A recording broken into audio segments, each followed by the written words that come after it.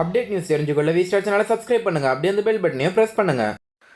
Hello viewers, தமிழகத்தில் நடந்து முடிந்த மக்களவைத் தேர்தலில் திமுக கூட்டணியே அதிக இடங்களை பிடிக்கும் என ஜோதிடர் பாலாஜி ஹாசன் தெரிவித்துள்ளார்.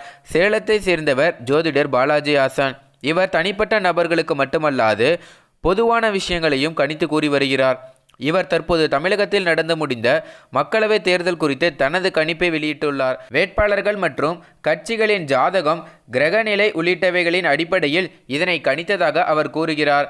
அவரது கணிப்புப்படி தமிழகம் மற்றும் புதுச்சேரியில் தேர்தல் நடைபெற்ற 39 தொகுதிகளில் 26 இடங்களில் திமுக கூட்டணியும் 13 தொகுதிகளில் அதிமுக கூட்டணியும் வெற்றி பெறும் என்று தெரிவித்துள்ளார்.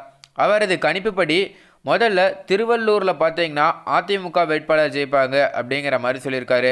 அதே போல் வட சென்னையில் திமுக வேட்பாளர், தென் சென்னையிலையும் திமுக வேட்பாளர், மத்திய சென்னையிலையும் திமுக, ஸ்ரீபெரும்புத்தூர்லேயும் திமுக, காஞ்சிபுரத்துலேயும் திமுக, அரக்கோணத்துலேயும் திமுக, கிருஷ்ணகிரியில் அதிமுக, திருவண்ணாமலையில் திமுக, ஆரணியில் காங்கிரஸ், விழுப்புரத்தில் பாமக, கள்ளக்குறிச்சியில் திமுக, சேலமில் அதிமுக, நாமக்கல்ல அதிமுக, சிதம்பரத்தில் விசிக, ஈரோடில் அதிமுக, திருப்பூரில் அதிமுக, நீலகிரியில் திமுக, கோவையில் பாஜக, பொள்ளாச்சியில் அதிமுக, திண்டுக்கல்லில் திமுக, கரூரில் அதிமுக, திருச்சியில் காங்கிரஸ், பெரம்பலூரில் ஐஜேகே, கடலூரில் திமுக, மயிலாடுதுறையில் திமுக, நாகப்பட்டினத்தில் சிபிஐ, தஞ்சாவூரில் திமுக, சிவகங்கையில் காங்கிரஸ், மதுரையில் அதிமுக, தேனியில் அதிமுக, தூத்துக்குடியில் திமுக,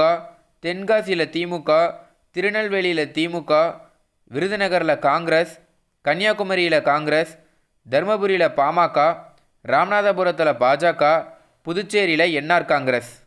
தமிழகத்தில் நடைபெற்ற 18 தொகுதிகளுக்கான இடைத்தேர்தலில் 9 தொகுதிகளில் திமுகவும் 9 தொகுதிகளில் அதிமுகவும் வெற்றி பெறும் அப்படிங்கிற மாதிரி பாலாஜி ஹாசன் அவர்கள் தற்போது தெரிவிச்சிருக்காரு. ஸோ இது எந்த அளவுக்கு நடக்குது அப்படிங்கிறத நம்ம பொறுத்திருந்து தான் பார்க்கணும்.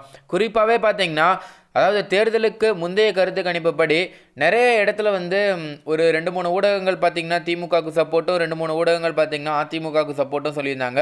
ஸோ இது மக்கள் என்ன பண்ணாங்கன்னா, இது அவங்களே காசு கொடுத்து அவங்களே சொல்ல வச்சுட்டாங்க. இது கருத்து கணிப்பு கிடையாது, கருத்து திணிப்பு அப்படிங்கிற மாதிரி நிறைய பேர் சொல்ல ஆரம்பிச்சிட்டாங்க. அதனால் கருத்து கணிப்பை யாருமே நம்பலை அப்படின்னு தான் சொல்லணும்.